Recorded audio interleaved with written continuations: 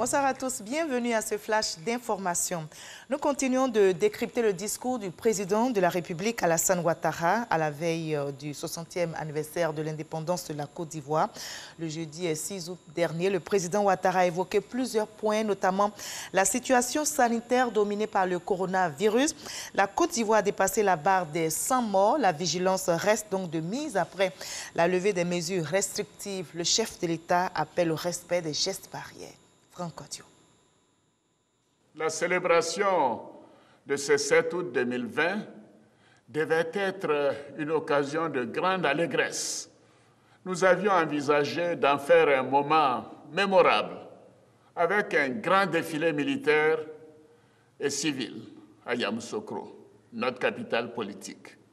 Un défilé de toutes les forces vives de la nation pour illustrer les progrès réalisés par notre pays au cours de ces dernières années.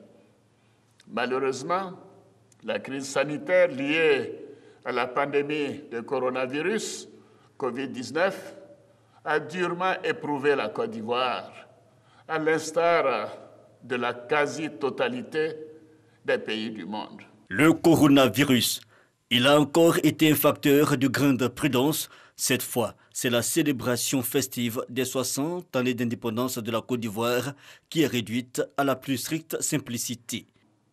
Face à cette réalité, nous avons décidé de limiter la célébration de la fête de l'indépendance 2020 à une cérémonie symbolique de prise d'armes sur l'esplanade du palais de la présidence de la République.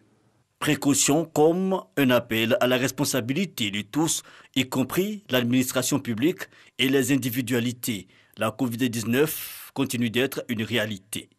Les chiffres récents communiqués par le comité de veille, présidé par le ministre de la Santé et de l'Hygiène publique, montrent que même si les cas de contagion diminuent, cette maladie est encore une réalité. La pandémie n'est malheureusement pas terminée. Je vais donc appeler à nouveau chaque Ivoirien et chaque Ivoirienne, chaque habitant de notre pays à la responsabilité et à la discipline en appliquant les gestes barrières, bien que les mesures de restriction aient été levées. Il y va de la vie de chacun d'entre nous. L'État fait donc sa part.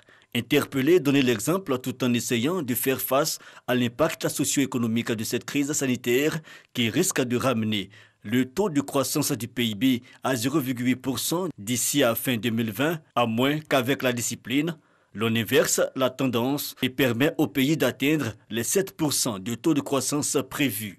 Notons cependant qu'en réaction à l'impact de la Covid-19 sur les ménages et les entreprises, 95 milliards 880 millions de francs CFA ont été dégagés pour le plan de riposte sanitaire et 1700 milliards de francs CFA pour le plan de soutien économique, social et humanitaire.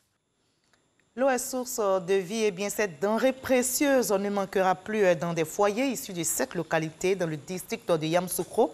Confrontés à des pénuries d'eau, le gouvernement vient de soulager 15 000 âmes en raccordant leur cité au réseau d'eau potable. L'événement a eu lieu à Sakéré à l'issue de 5 mois de travaux. C'est en présence de 3 membres du gouvernement, dont le ministre de l'Hydraulique, Laurent Tchagba. Le Conseil de régulation de l'ARSN, l'autorité de radioprotection, de sûreté et sécurité nucléaire a été installé. Il est composé de 7 membres dont la mission est de renforcer la protection de la population, les biens, l'environnement face aux risques liés à l'utilisation des sources de rayonnement ionisant. Ils sont appliqués dans divers domaines, notamment la santé, l'industrie, la recherche, l'agriculture. L'ARSN conseille, sensibilise, contrôle et veille à l'utilisation des rayonnement ionisant selon les normes réglementaires.